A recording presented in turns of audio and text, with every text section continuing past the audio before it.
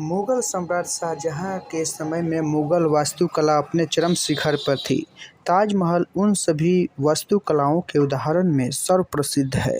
ताजमहल मुगल वास्तुकला का उत्कृष्ट नमूना है। इसकी वास्तुशैली फारसी, तुर्क, भारतीय और इस्लामी वास्तुकला के घटकों पर अनोखा सम्मिलन है। ताजमहल यूनेस्को विश्व धरोहर स्थल बना। इसके साथ ही इसे विश्व धरोहर के सर्वोच्च प्रशंसा पाने वाली मानवीय कृतियों में से एक बताया गया। ताजमहल को भारत की इस्लामी कला का रत्न भी घोषित किया गया है। साधारणतया देखें तो संगमरमर की सिल्लियों की बड़ी बड़ी परतों से ढककर बनाई गई इमारतों की तरह इसका श्वेत गुंबद एवं टाइल्स आकार में संगमरमर ढका है। केंद्र में बना मकबरा अपनी वास्तु श्रेष्ठता में सौंदर्य के संयोजन का परिचय देते हैं। ताजमहल इमारत समूह की संरचना की एक खास बात है।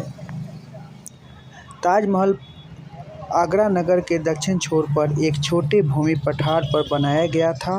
पूर्व में इस जमीन पर राजपूताना राज्य अंतर्गत जयपुर के महाराजा जय सिंह का आलीशान महल था। महाराजा शाहजहां ने इसके बदले जयपुर के महाराजा जसबीर को आगरा शहर के मध्य एक बृहत महल दिया था। लगभग 3 एकड़ के क्षेत्र में खोदा गया एवं उसमें कूड़ा करकट भर कर उसे नदी सतह से 50 मीटर ऊंचा बनाया गया, जिसमें कि सीलन आदि से बचाव हो पाए। मकबरे के क्षेत्र में 50 कुएं खोदकर कंकड़ पत्थरों से भरकर नींव स्थान बनाया गया। आज देखें तो कितना सुंदर और अपनी ओर आकर्षित करता है। देख सकते हैं कितने पर्यटक यहाँ पे आते हैं। आज जो है कितना बढ़िया सजाया गया है। रोड के दृष्टि से देखें, यहाँ पे हर तरीके से यहाँ पे बहुत सुसज्जित तरीके से सजाया गया है। एक बहुत बड़ा ईंटों का मकबरे समान के ढांचा बनाया गया। यह ढांचा इतना बड़ा था कि अभियंताओं के अनुसार से इसे हटाने की सालों लग जाते हैं। इसका समाधान यह हुआ कि शाहजहां के आदेशानुसार स्थानीय किसानों को खुली छूट दी गई। एक दिन में कोई भी चाहे जितना ईंट उठा सकता है और वह ढांचा रात भर में ही साफ हो गया। सारी निर्माण सामग्री और संगमरमर को नियत स्थान पर पहुंचाने हेतु 15 किलोमीटर लंबा मिट्टी का ढाला बनाया गया। 20 से 30 बैलों को खास निर्मित गाड़ियों से जोतकर शिलाखंडों को यहाँ लगाया गया था।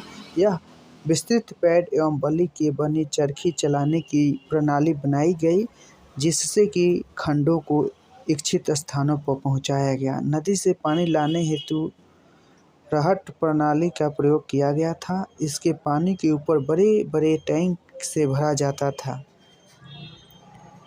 फिर यह 3 टैंकों में से भरा जाता था, जहां से यह नालियों पाइपों के द्वारा पहुंचाया जाता था।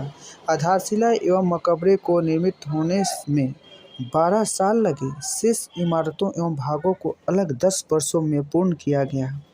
इससे पहले मीनारे, फिर मस्जिद, फिर जवाब एवं अंत में मुख्य द्वार बने। क्योंकि यह समूह कई अवस्थाओं में बना, इसलिए इसकी निर्माण समाप्ति तिथि की कई विभिन्नताएं हैं। यह इसलिए है क्योंकि पूर्णतः कई पृथक मत हैं। उदाहरणतः मकबरा 1647 ईस्वी में पूर्ण हुआ था, किंतु शेष समूह इमारतें बनी रहीं। इसी प्रकार इसके निर्माण कीमत में भिन्नताएं हैं, क्योंकि इसकी कीमत तय करने में समय के अंतराल में काफ़ी फर्क आ गया। फिर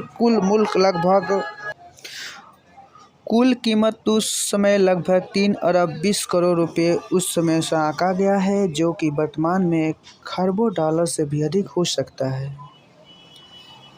ताजमहल को संपूर्ण भारत एवं एशिया से लाई गई सामग्री से निर्मित किया गया था। 1000 से अधिक हाथी निर्माण के दौरान यातायात हेतु प्रयोग हुए थे। संगमरमर पत्थर को राजस्थान मकराना से लाया गया था।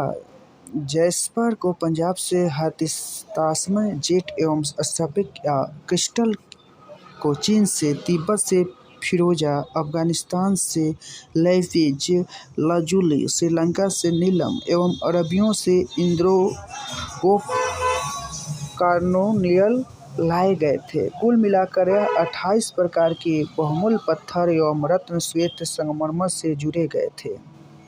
उत्तरी भारत से लगभग 20,000 मजदूरों की सेना कार्यरत थी। बुखारा से शिल्पकार, सीरिया एवं ईरान से सुलेखनकर्ता, दक्षिण भारत से 25 कड़ी की कारीगर, बलूचिस्तान से पत्थर तराशने एवं काटने वाली कारीगरें इनमें शामिल थे।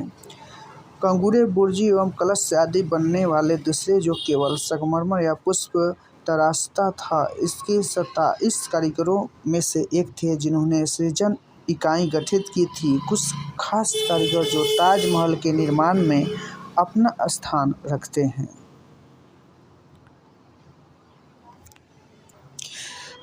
हालांकि ताजमहल के पूरे निर्माण होने के तुरंत बाद शाहजहां को अपने पुत्र औरंगजेब द्वारा अबदस्त कर आगरा के किले में नज़रबंद कर दिया गया था। शाहजहां की मृत्यु के बाद उन्हें उनकी पत्नी के बराबर में दफना दिया गया था। अंतिम 19वीं सदी होते होते ताजमहल की हालत काफ़ी जीर्ण शीर्ण हो चली थी।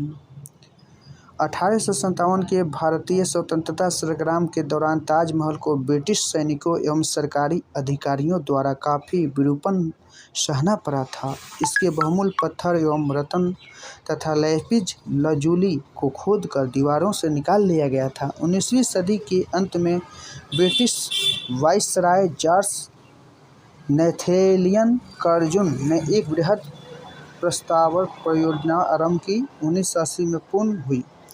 यह आंतरिक कक्ष में एक बड़ा दीपक या चिराग स्थापित किया जो काहिरा में स्थित एक मस्जिद जैसे ही है। इस समय यहाँ के बागों को ब्रिटिश शैली में बदल दिया गया था। 1942 में सरकार ने मकबरे के इर्द गिर्द एक मचान सहित पैड बल्ली का सुरक्षा कवच तैयार कराया था। यह जर्मन एवं बाद में जापानी हवाई हमलों से सुरक्षा प्रदान कर पाए। 1965 एवं 1971 के भारत-पाकिस्तान युद्ध के समय में भी यही किया गया था, जिससे कि वायु बम वर्षकों को भ्रमित किया जा सके। इसके वर्तमान खतरे वातावरण के प्रदूषण से जो कि यमुना नदी के तट पर है एवं अम्ल वर्षा से जो मथुरा तेल शोषण कारखानों से निकले धुएं के कारण इसका कड़ा विरोध हुआ था। 1983 में ताजमहल को यूनेस्को विश्व धरोहर स्थल स्थापित किया गया था।